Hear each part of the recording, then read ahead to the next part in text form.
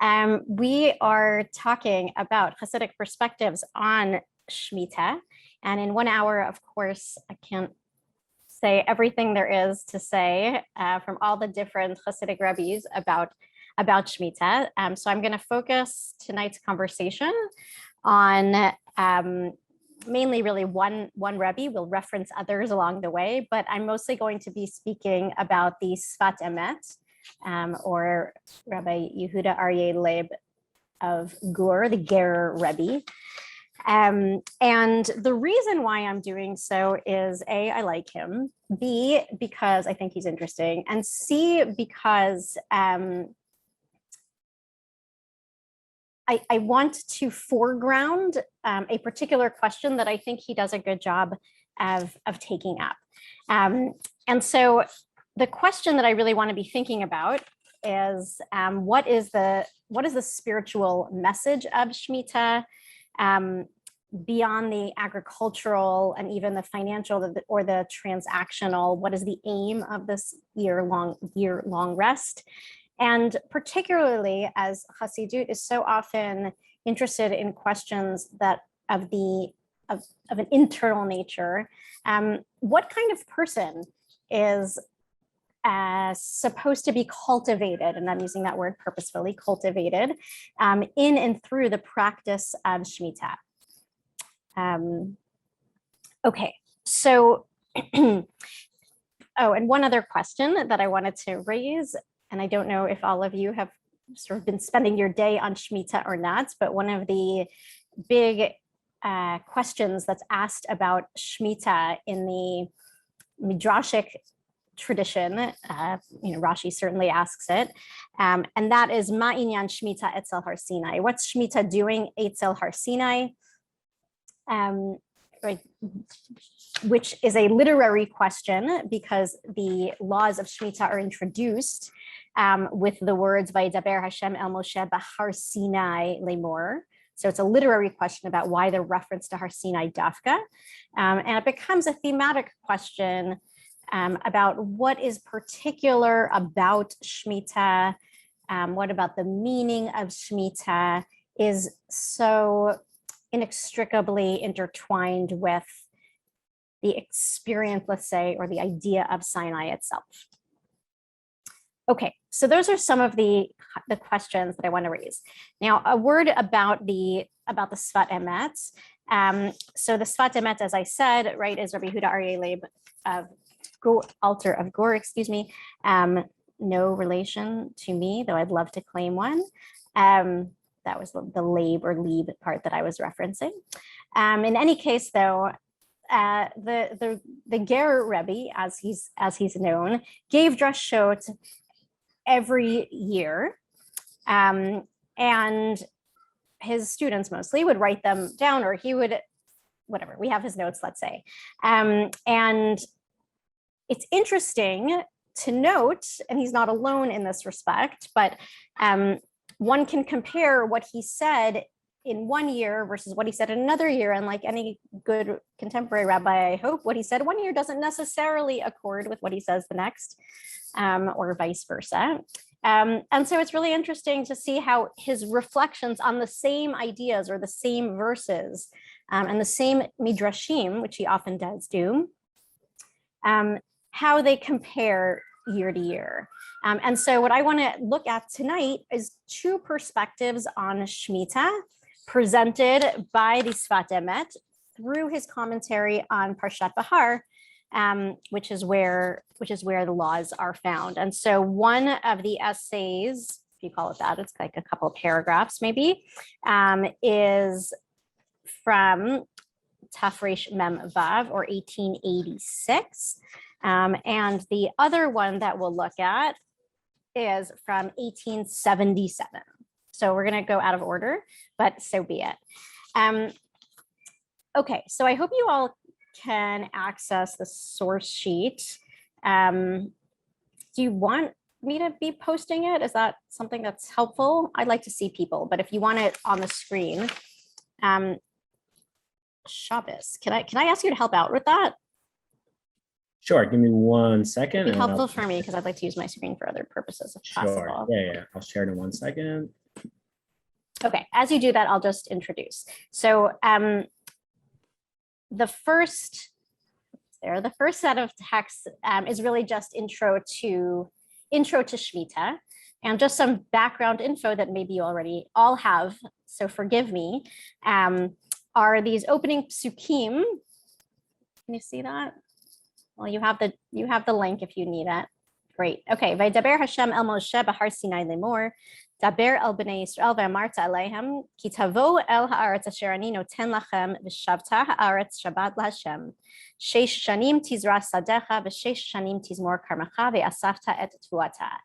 I'm going to do a kind of abstract translation. I'm not going to go word for word here in the interest of time. But basically, right, God says to Moshe, Behar Sinai, right, specifically Behar Sinai, and this question will return.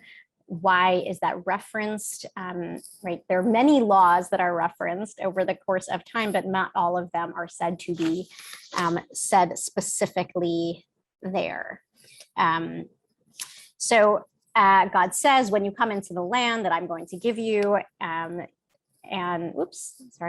then you shall let the land lay fallow when you come in.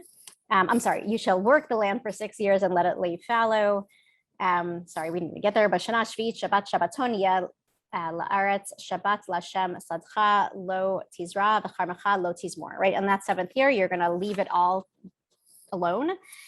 I'm going to skip Bahaya Shabbat Haaretz Lachem Le'ochla Lecha U'La'avtecha U'Lamatcha U'Leschircha U'Letojavtecha Hagarim Imach. Right. So this pasuk is something that will become significant. Sorry, something funky is happening on my side, so I just need to turn something off. Okay, done. I'm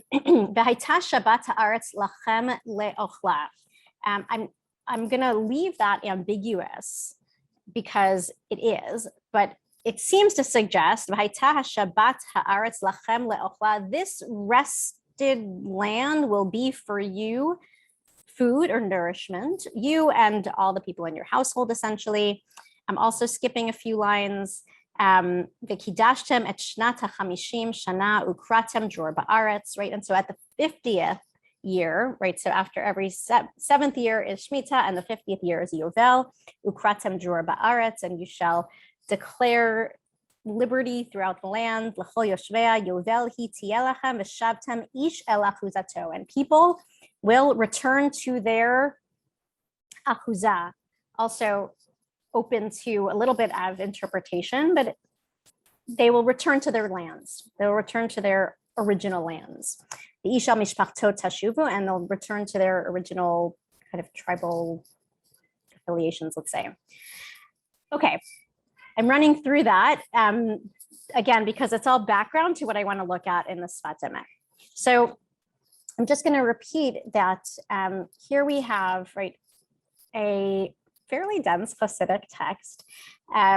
It is looking at that question of Ma Inyan Shemitah Etzel Har Sinai. Right, the opening words are Inyan Shmitim V'Yovlot LaHar Sinai. The relationship between Yovel and Shemitah and Har Sinai is the following.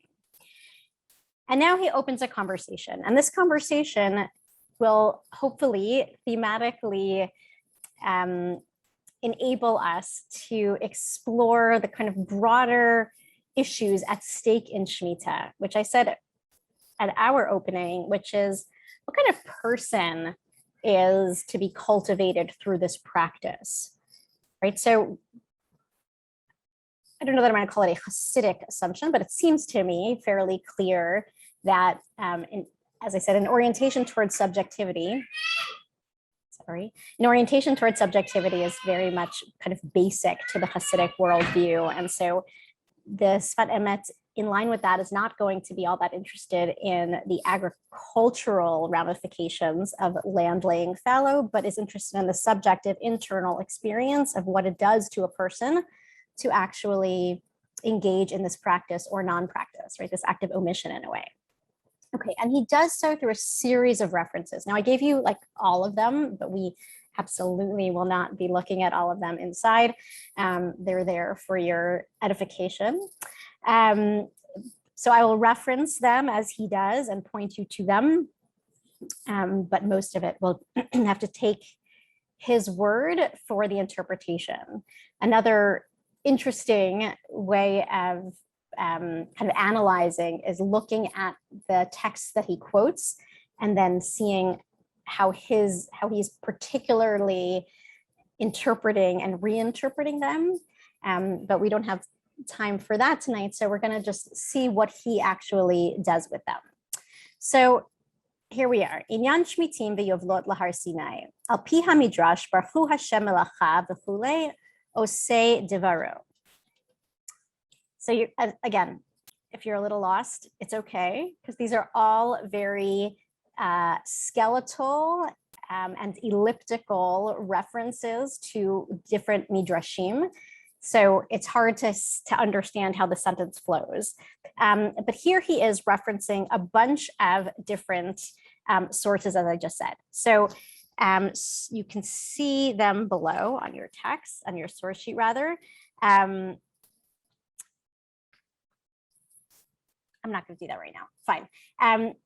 He talks about, again, b'shomrei shvi'it hakatuv medaber b'chazal darshu she'ekdimu b'nei Yisrael nasel nishma. These are, again, all the different sources. I want to come to the kind of explication of where he's going with this and why he's taking us through these this intertextual route. He says, Ki b'nei Yisrael hayu muchanim. I'm on the third line down, just at the end. I don't know if you can see that. I hope you can. Well, the very last word of the second line and then into the third. Ki b'nei Yisrael hayu muchanim b'kabbalat haTorah lihiyot kimalachei hasharet. B'nei Yisrael, when they were standing at Sinai, remember, the literary question on the table is Ma inyan Shemitah etzel Har Sinai. What's Shemitah doing next to Har Sinai? So the answer that is first offered here is there was something important that happened at Sinai, kind of relative to Shemitah as he understands it. Bnei Yisrael hayu muchanim b'kabbalat haTorah liyot kimalachei hasharet. At Sinai, the Israelites were ready, muchanim, they were ready to be like the angels. Ki be'emet gam hatachtonim shluchav shel makom hem. Because even tachtonim, even people who live below, are also, let's say, God's emissaries. Ze'akol lichvodo bara, because everything was created for God. Rak hahefresh hu shehamalach ein bo davar acher rak ze hashlichut. He says everything in the world, in his sort of cosmology or theology, right, is made to serve God, both angels and human beings. But here he says is the critical difference between human beings and angels. That is that angels, ein bo davar acher rak ze hashlichut. Angels are singularly focused. Angels have one and one only tafkid or job in the world. Or shlichut is really, they have one task that they are sent to do, one and one only. V'nikra hulo malach al shem hashlichut. A malach, which another translation of a malach is just emissary. He says, like the essence of a malach, the essence of an angel is its capacity to be an emissary, its capacity to do one job. That is what being angelic is all about.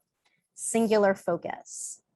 Ulefi shabitel b'mitziut elav yitbarach lachen nizon miziv hashchina kemo she'atidin tzadikim liot be'olam haba. Right, and therefore they are fed from the heavens. Just as, right, in the future, this is what he imagines human beings will also be fed from the heavens, or the righteous ones will be. But a malach is so singularly focused that it doesn't have time for food. You can think about this like in the way that sometimes we talk about Yom Kippur and the single-mindedness that, puts food aside. And he says, "Ubnei Yisrael b'kabbalat haTorah hayu muchanim gam ken lazeh." And at Har Sinai, Bnei Israel were at a spiritual plane such that they were this singularly focused, this kind of divinely oriented, right? Everything else fell by the wayside. Lachen nizonu milechem shemalachei hasharetz ochlim kanal, right? And so he kind of makes this connection to man, maybe that was falling from heaven, which isn't 100% kind of literarily true, but so be it that Bnei Israel at Har Sinai kind of again reached the level and the dimension of angels in their singular kind of attachment, let's say, to God. Ki be'emet bizat apecha tochal lechem hi haklala le'achar hachet umikodem haya kol achilat adam migan eden. He imagines that there are two stages of human existence, pre-Edenic, or let's say the earliest parts of Gan Eden before the fall in kind of Christian terminology, right? There's before the fall and after. And he imagines that this before the fall was a time where we were fully nourished by God, and it was only on account of sin that we then had to work for food. Right, so food here, and you can see already some of the insinuations for Shemitah, right? Food becomes a kind of metaphor, or you might even say a sort of performance of human status relative to God. Do we need to work for food? Do we not need to work for food? Right? And not needing to work for food, being given food directly from the heavens, let's say, in the form of man, or eating from Gan Eden without having to reap and sow it, right? Those are qualities of pre-sin life, and they're qualities of angelic existence. He says, and this is what Bnei Israel this is where they were prepared to be at, or maybe where they were at momentarily at Har Sinai. Let's skip the reference for a moment. Ach gam achar hachet nishar lebnei Israel zmanim shemit'orer lahem zeh hakoach harishon. And here's where he comes back to Shemitah. And he says, just like there were moments in time that Bnei Israel were able to kind of tap into heightened spiritual awareness, having the quality of angels, sort of in historical time, right? So too, there are rhythms of the Jewish calendar that also promote that or enable that or reflect that. Right? Zmanim shemitower lahem hakoach harishon. He calls this kind of energy, really, koach harishon, our first way of being. Again, kind of before the fall, what he's identifying as angelic nature. There are times where that is awakened within us. And when are those times? Kamo b'Shabbat Kodesh, shemit batlin b'chol mikol melacha umuchanim rak avodat Hashem yitbarach. He says that's what Shabbos is every week, is a chance to tap into that kind of energy. Lachen hamazon b'yom Shabbos Kodesh hu b'kedusha. Again, interest in food and Shabbos, but I'm still going to just move to the next because I want to get to the Shemitah stuff. Ubizman shahayu shmitim v'yovlot hayu kol shana shnat Shabbaton v'lo hayu oskim b'zri'ah v'ktsira. Right? So let's step back for a moment. Right? The literary question is, why the juxtaposition? Thank you for taking that off for a moment. Why the juxtaposition between Har Sinai and Shemitah? What is that relationship trying to teach us, presumably, about the nature of Shemitah and the aspirations, maybe, of Shemitah, right? And the claim is that there are some times in Jewish life where we get a Sinaitic kind of consciousness. He draws a parallel. A Sinai consciousness is similar to an angelic consciousness, which is similar to an kind of pre-sin Edenic consciousness, what he's calling koach harishon. That is available to people, and he's interested in a certain kind of people, right? That's available to us once a week on Shabbat, and then once every 7 years in Shabbaton, or Shnat Shabbaton, excuse me. That was a Yom Kippur reference, Shnat Shabbaton, right? We have that the consciousness of Shabbat for the entirety of a year. Okay. I'm skipping now a few lines. You don't need to put it back on, I think, for the moment. I'm just gonna read aloud a few more lines and then ask a few more questions. He says, "Uvishmitim uviyovlot v'shabbatot yesh libnei Israel he'ara miderech harishon shekodem hachet." Right, that's what we just said before. Right, that Shemitah and Yovel and Shabbat. Right, all of those are different kind of modalities or moments for intimations of this kind of awareness that, you know, presumably we had before the sin, before the fall. ולכן היו שובתים בזמנים הללו והיו חוזרים למדרגה הראשונה שקיבלו בהר סיני. So Shemitah then is kind of aligned with or juxtaposed with Sinai because it's about the kind of God consciousness that Sinai itself represents. And he says, "V'zeh ikar hachirut beyovel, dichtiv v'shavtem ish el achuzato, v'chulei shehaya lehem dveikut b'shorasham." So here he's quoting to us from the original psukim regarding Shemitah, which has this phrase, "V'shavtem ish el achuzato," which in its context is a statement about land and land ownership, right? And land returning to its origins. But here he extends that again, or turns it into a subjective internal experience. That Shnat Shemitah is the Shavtem Ish El Achuzato. It's a time when we human beings return to our achuzah, to our shoresh, to our roots. V'lachen shomrei shvi'it nikra mal'achav osei devaro she'ein lahem rak zeh hashlichut ve'ein oskim b'derech eretz klal rak kemalachei hasharet. So this last phrase brings us back to the kind of opening where he tried to define angel, which is interesting, right? It's not some, I don't know, maybe it's also a floaty, ghosty creature. I have no idea, right? But what he's talking about, though, is something that's unique to angels. He tells us what's not unique to angels, by the way, right? The opening phrase was actually about how angels are not unique in their, frankly, access to God, right? Everybody is hakol lichvodo bara, right? Everything is made for God's glory. I just sort of editorialize that a little bit. Everybody has, and everything, maybe, and everyone has access to holiness, let's say. But what singles out angels are the way in which they have nothing else going on.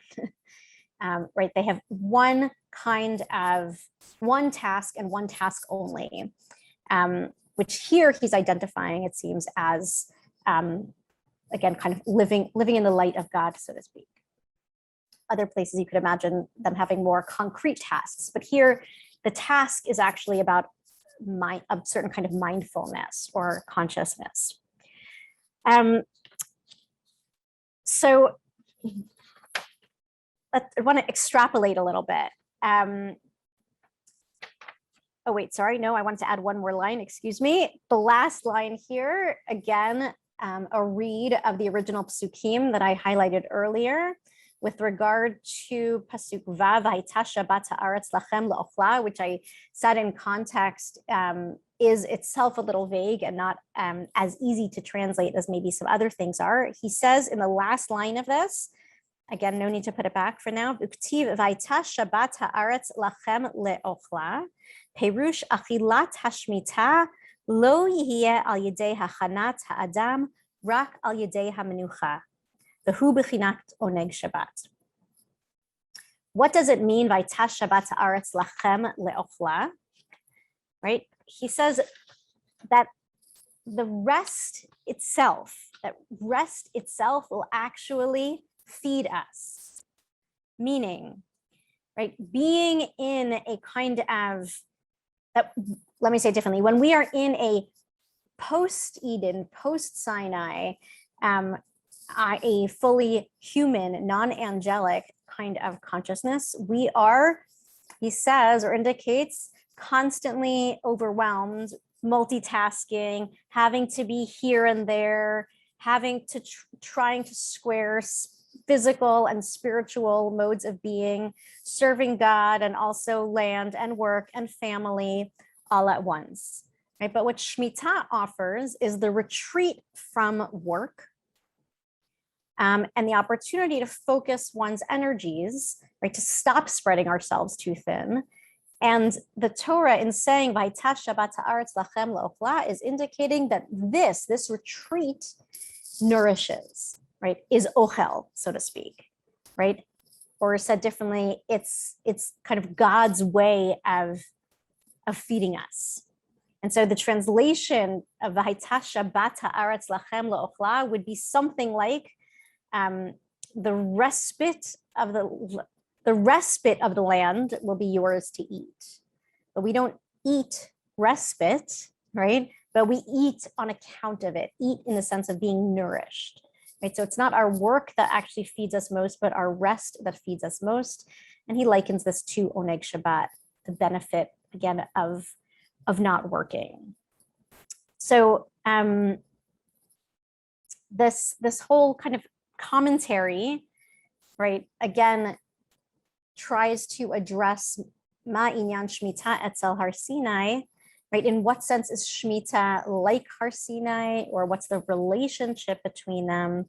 And he says that it's a relationship that enables an experience. Shemitah, is an experience that enables the innocence or the focus or the freedom of Sinai, where Bnei Israel were like angels in their singular focus. Okay. I want to just pause there for a moment and just see if there are any kind of questions or comments. You can put them in the chat if you want, or you can also virtually raise your hand. That might be easier, and then I can unmute you, whatever works. Thanks. Okay. Yeah, that's great. Starting with Annetta and Ken. So I just click the unmute button. There you go. Hey, is it unmuted? Yep, you're good. Yeah. So how this drash could be given about Shabbat? It is given about Shabbat. Yes. But what's the difference between what he said about returning to one's roots and rest and all this? What's the difference between this and Shemitah? Nothing. The same drash could have been given about Shabbat, and it has this tremendous meaning that you've given us. But I'm interested, mamish, in Shemitah. Right. So first of all, something to know about the Sfat Emet is his passionate interest in Shabbos. Now, of course, in part that's because he's giving these drashot on Shabbos, so he has a lot to say about the day itself. But really and truly, he talks about Shabbat in almost every drasha that he offers is some reflection on some aspect of Shabbat. So you're absolutely right. And he says so explicitly, right? He says that this is like Shabbatot, which are like the Shnat Shabbaton, right? Shemitah is a year-long Shabbos. That's what he's saying.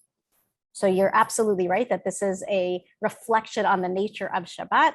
And he says, though, that you have the opportunity for an elongated version of that once every 7 years, and specifically like Shabbat through the retreat from work. Does that, I hope, address that? Okay, other questions or comments? Good. Okay. Oh, I see that there's something in the chat. Right. It's totally different to not work for an entire year. I'm hoping that there's some kind of way in which these reflections on the one hand, I want to say lahavdil to COVID pandemic times, but there's a way in which refraining from doing the things that you always do puts one in a different mindset. Again, lahavdil, there are 1,000 reasons why we'd be put in a different mindset, and terrible reasons at that, but also some, I hope, blessed ones, where retreat, literally, like physically not going out of our homes as much, working in different ways, focusing inward on ourselves or our households and families, right? I guess I'll just speak personally, certainly yielded a different kind of consciousness. I'm not sure that I returned to my achuza per se, but maybe in small ways, yes. And so here there is an appreciation for the ways in which stepping back and stepping away from the nitty gritty of the world allows for a different kind of spiritual consciousness. Okay, I just want to look at the other comment. The nourishment in lieu of working the land depends on how we use the gift of time, thank you, that we have now, that the work need not be done. If we spend all the time at Avodat Hashem, then we'll be nourished spiritually, correct. So that's a very good point. That was from Sima Hertzberg, I appreciate that. Right, like you could retreat from work and watch Netflix all day, right? Or you could retreat from work and, you know, engage in Avodat Hashem, and those would be very different activities. It's a good point. And yet I think that what he's talking about are the conditions that make this kind of single-mindedness more available. So you could miss the moment. And actually in the next piece, we're going to see precisely an intimation, I think, of that you can miss the moment. But he's very interested in kind of the quality of time, right? I said a moment ago in response to the previous comment that he's very interested in Shabbos, very, very interested in Shabbos, not the person apparently at the time. Very interested in Shabbos. And he's very, very, very attuned to rhythms of the calendar, rhythms of or the way that we construct time. And so what Shemitah offers is, again, a ripe opportunity. You don't get to be a malach just because you don't till your fields, but the propensity towards that is more available when one refrains. And I also just want to say one other thing to that, and then I'll take one more question. And that is Shemitah, like Shabbat and Yovel, right, are importantly ephemeral. And so the claim is not that we ought to be malachim all the time. The claim is not that we live with singular focus all the time. The claim is not that we therefore refrain from work all the time, right?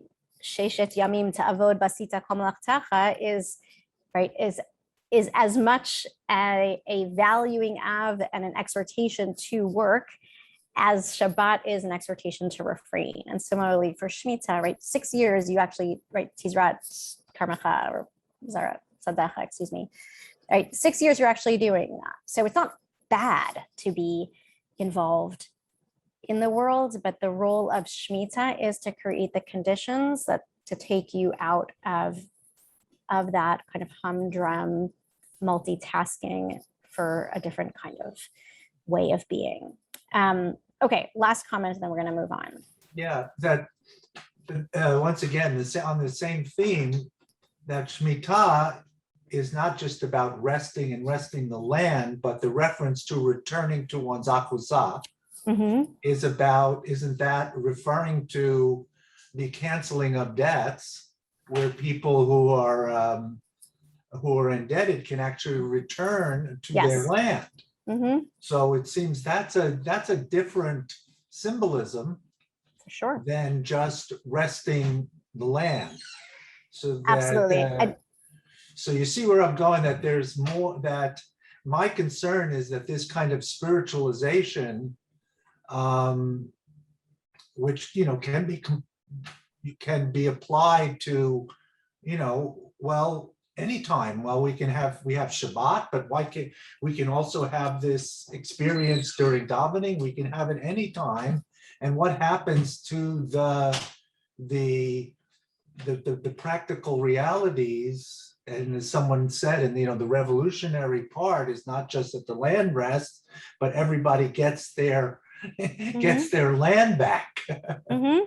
So that's what I'm feeling uncomfortable about. Understood. That returning to one's madriga has not just resting, but returning to one's own land. Understood. They're not meant to be mutually exclusive. He, in taking a kind of spiritualist or subjectivist approach, he's in no way undermining the sort of the practice of the halacha of it all, but actually talking about, I think, what it does to an individual precisely to give other people rest, or precisely to forgive a debt, right? And that it is the actions, the interpersonal actions and the interactions with land, physical, real, embodied actions that actually help to create a different kind of awareness. So it's not either or, it's both and I hope that the kind of focus on one mode does not come at the expense of the other. The Sfat Emet and so many Hasidic thinkers were, for the most part, not antinomian. They were not trying to cancel the halachic frame and the practice itself, but rather talking about the mindset and the kind of the spiritual work of the practices themselves. Okay, so with that in mind, I want to take a look at another one of the Sfat Emet's contributions. There's so much more that I'd like to say about his perspectives on what it is to be a malach. We're not going to do that in the text. Just as a bridge to this next one, I want to just highlight for you that, again, in those couple of lines that we read, there are many, many references that he's making to psukim, to midrashim, to gemarot, and in particular, the midrash in Vayikra Rabbah, which is source 2, is its own really interesting meditation on what it is to be a malach, and also what it is to be a gibor, both of which coming from Tehillim, Baruch Hashem melachav, giburei koach osei dvarav. And what emerges from this midrash, which again the Sfat Emet then takes into his commentary, is that to be a malach is specifically to be what he calls tachtonim elyonim, right, which is a lower but elevated being, i.e., right, not something completely other and celestial, but is somehow a condition, a human condition that one can achieve. The other is, again, a nevi'im, which he says, again, which are human beings who tap into a certain kind of consciousness. So what is it that Shemitah is trying to enable? It's trying to enable a consciousness of a tachton elyon, or maybe even a navi, which is a really democratic way of envisioning what prophecy could possibly be, but that's a bit of an aside. He also is making use of another one of the themes of this midrash, which is that part of the experience of Sinai was Na'aseh v'nishma, and Na'aseh v'nishma is specifically about the prioritization of action. So this to our last comment about what's up with the ritual and the action, right? The importance of action over and above the nishma, the understanding, and the midrash talks about the way that Shemitah itself, right? My Shemitah Etzel Har Sinai, that Shemitah itself can be a performance of Na'aseh v'nishma because it can be so illogical, and it requires, right, so much trust and so much emunah that as you watch your own fields die potentially, right? You nevertheless engage in this practice or non-practice of not working. And so it's an opportunity to, ironically, right? Because it's the opposite of a na'aseh. It's an act of omission, right? But the na'aseh, the action, the ritual, or the commitment, let's say, the commitment actually can come or needs to come sometimes in the absence of a nishma. So that was a lot as a bridge, but I think I just wanted to be able to sort of end this initial view of what Shemitah is all about by highlighting what it is, what it means for the Sfat Emet to have a consciousness of a malach. And so, right, for him, it is the ability to stay on task, right, to uniquely commune with God, potentially even like a Navi. And finally, to privilege committing or submitting over and above understanding. I'm going to sort of I'm going to leave that there. I'm sure that, some of you may like that, might not like that. But I want to now turn to this other Sfat Emet, and we can put the screen back on, or the screen share rather, and I'm going to call your attention to sort of part 2 of the source sheet, or source 7. So you're right there. Look at that. Thank you so much. Okay, so just go up a little bit, right? Because I also just wanted you to see the verses that he's referencing here. So v'chi tomru manochal b'shana hashvi'it hen lo nizra v'lo ne'asaf et tuatenu. And you might say, or you will say, what will we eat if we don't actually cultivate our land? V'tziviti et birchati lachem b'shana hashishit v'asat atvua l'shlosh hashanim, excuse me.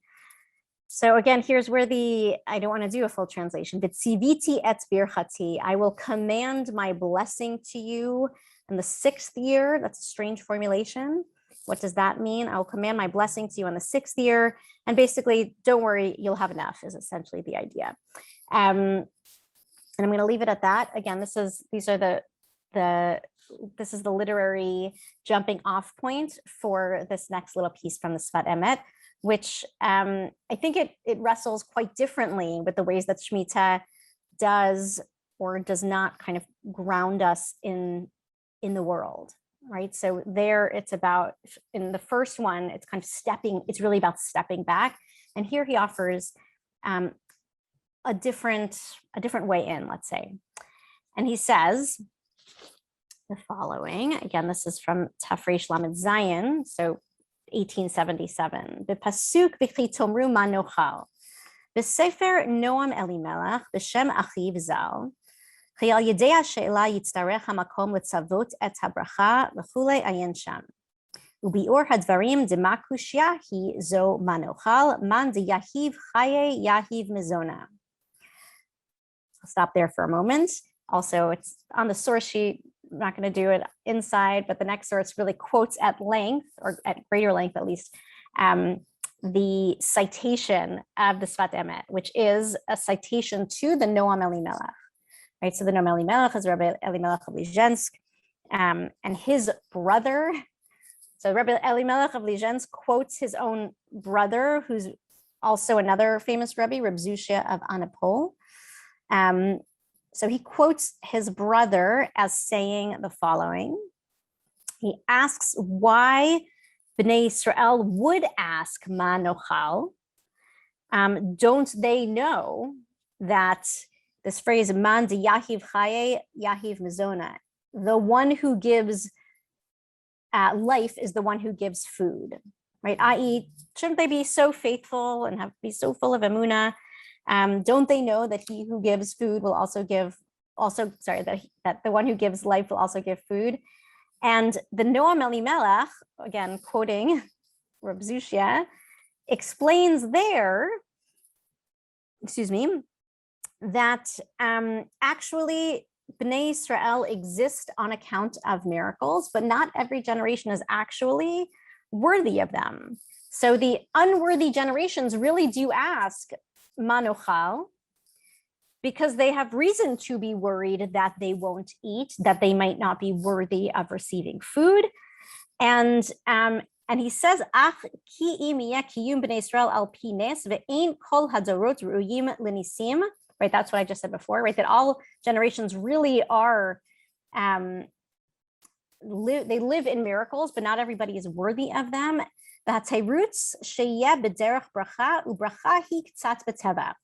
Okay, so in the psukim, again, the phrasing is pasuk chaf tomru ma nochal b'shna shvi'it, and the response to that in pasuk kaf aleph is v'tziviti et birchati. And the Noam Elimelech presents this as actually a kind of punishment in a way for lack of faith, or for those who experience themselves to be unworthy will receive something ksat bateva, something that is food given somewhat by way of nature. This is a rather confounding phrase. It's supposed to mean something like not totally miraculously, right? So they're going to have this growth beforehand, so that there will be ksat bracha, or sorry, ksat bateva, excuse me. It's like, it's a blessing. They're explaining blessing as something that is not entirely miraculous. So, which is to say that the generation that doesn't deserve miracles, right, because they're unworthy, won't get full miracles. Now, I know that was a little bit confusing. It didn't come out quite as I wished it would, but I don't want to focus on it because the Sfat Emet is bringing this as a straw man because he doesn't agree with it. And instead, he's using it just as a way of saying what he wants to say, which is the following. Ach be'emet tzrichim b'nei Yisrael leida ki hanisim v'atvi'im hakol echad. Okay, so he says, here's the message that we ought to understand. He says, nature and miracle are actually hakol echad. They're actually one thing. Ube'emet ein nes gadol v'nifla kimo hateva, shehu hagadol shebaniflaot hamusagim lanu. He says, right, that there's this kind of distinction that we mistakenly make between natural and supernatural. But the truth of the matter, he says, is that when you pay close attention, the natural is the most miraculous thing that could be.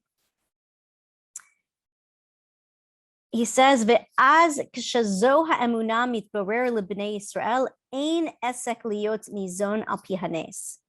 He says, when you actually can tune into this, when you can actually see the natural course of the universe itself being miraculous or maybe majestic, thinking in the context of hurricanes yesterday, how we can talk about exclusively about miracles in a positive sense, but maybe majesty and grandeur, and out of our controlness, right?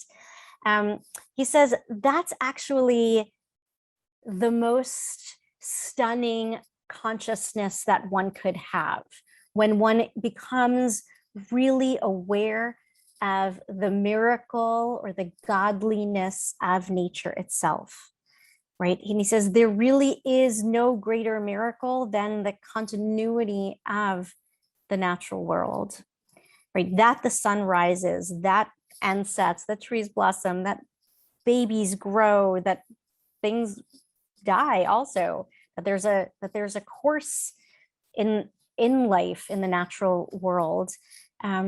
He says these natural events, when they are fully appreciated, are anything but mundane, but actually that one can see in them with proper attention, right, great mystery and awe, and right, and holiness. And he says, I'm just going to read the last line. Ube'emet hadorot shena'asu lahem hanisim haya kavua bahem ha'emunah v'haya shaveh lahem hateva v'hanisim lachem nahag Hashem yitbarach imahem b'nisim v'chulei. Okay, I left out an important part, so I'm going to say it out of the text, which is, what does this have to do with Shemitah? Right? And what does this have to do with maybe our opening of Har Sinai as well? He says that the generation that asks Manochal is not necessarily asking for a miracle. They're just wanting to investigate the nature of the natural world itself. Right? And so the bracha is not a penalty. It's not the opposite of miracle. It's just a kind of expression of miracle, again, which is to say an awareness of the miracle that lies within the natural world. And so he says, when you're in this place of connection to the natural world, one need not seek out, right, wow miracles, but the highest level of emunah, he says, is actually to see the equivalency, the parity between nis and teva, to see the way in which teva itself is a nis. Excuse me. And it's those who can see that who are actually endowed with bracha. And so what's implicit here is that Shemitah is not about exiting nature as it was in the previous essay, but it's actually about appreciating the ways that the natural world is itself enchanted or miraculous. And so it's not about leaving behind, right, all the mundaneness and the humdrumness of life. It's actually a chance to focus our attention on the small details of life itself as it grows and changes and flourishes or doesn't. But he says, by not working, by not intervening in nature, but quietly observing it instead of acting upon it, right? And here you can also, again, see the Shabbat, the way in which the Shabbat becomes the kind of weekly instantiation of this year-long consciousness, right? So he suggests here, I think, I'm drawing a contrast, that we don't strive to become more angelic during the Shemitah period, but rather we strive, in a sense, to become kind of more human, more of nature, more aware of miracle in this world. And so it seems to me that through the language of the Sfat Emet, we have at least two different ways of viewing what the Shemitah year is about. Right, one is again about exiting the world to be like angels, to leave behind ordinariness and the dizziness of multitasking that take us away from God in order to focus exclusively on the world of spirit, in contrast to Shemitah as some kind of deeper entrance into the world, into our humanity, into the ordinary, which itself, he says, is extraordinary. The final text that you have, and I know we don't, we're out of time to look at it in any very deep way. I'll just share that the Mea Shiloach is Mordechai Yosef Leiner of Ishbitz, excuse me. And he has also just a very beautiful and complementary teaching that I guess we'll close with. And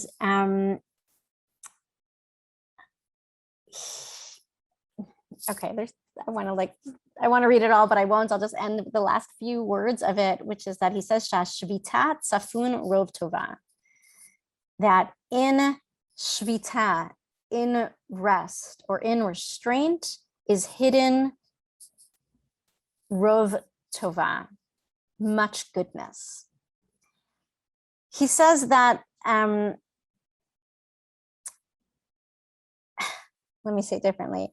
Shemitah is portrayed for the Mea Shiloach, excuse me, as a window into the way that things really are, right? As opposed to stepping back and having these momentary truths outside of ourselves, let's say, or outside of the rhythms of our lives, right? This alternate view suggests that kind of the truth of the matter lies in the Shemitah, right? That the truth of the matter lies in Shabbat, Shemitah, Shnat Shabbaton, that at its core and at our core, like we are the people of tzimtzum, of stepping back. And that itself is kind of part of a much larger Hassidic worldview of how creation itself happened with God performing tzimtzum, God's self stepping back. And so we ourselves are born out of contraction and ultimately gifted to reap the benefits of our own contraction from the world. And so when we step back from imposing ourselves on the world, we actually get to experience more deeply what he says is the divine shefa, or the divine abundance of the world. So I guess I'll just say that, these are just two or maybe three voices from a much, larger and more varied tradition, but one that suggests that the cultivation or non-cultivation of Shemitah is about the cultivation of our best selves, right? Connecting most deeply to a God who can be found maybe both in the worldliness and otherworldliness outside of the world and inside the world. For 1 year out of 7, we're asked to find, I guess, a more intense pathway to God, to our own achuzah, to our own shoresh. And again, we can do that by envisioning ourselves more as malachim, stepping away from the demands of the natural world, as human beings, perhaps seeing the miraculous in the mundane by stepping into it, or finally, maybe as observers sitting quietly and just experiencing the pulsating shefa, or the pulsations of God's universe. So I will leave it there. I hope that serves as a nice portal into Shemitah and also into the Yemei Iyun as we enter that. Because after all, we are starting in this place of newness and starting hopefully to be in a space for cultivation of all kinds. So thank you, everybody.